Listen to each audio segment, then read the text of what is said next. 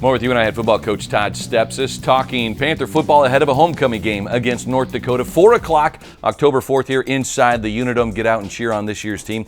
Coach, that defense, man, we've had some games. They have been pretty stout. Talk about the secondary. You're getting good pressure from that defensive line. The secondary, though, they've done a good job of coming up with a few interceptions this season and being pretty tough. Yeah, I think they would want to have more. I think that's, you talk to their coaches and them in general, they want to get more takeaways, they want to get more of those opportunities. When you play man-to-man as much as we do, you're keen on your man, and so for you to be able to get your hands on the ball is a little bit difficult. But we've had several balls batted at the line of scrimmage, so I think you can't discount that. You can have a great pass defense, and when half the balls are getting tipped at the line of scrimmage, it makes it that much more difficult. But I think the thing that sets our secondary apart from a lot of places is that we aren't just cover guys. We have guys that like to hit, they like the contact, they like the collision.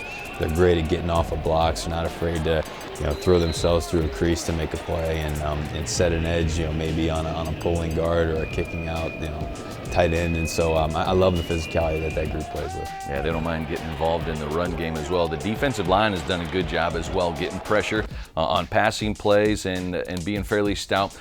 Where do you challenge them to take a step forward as you move into conference action? You just want more pressure.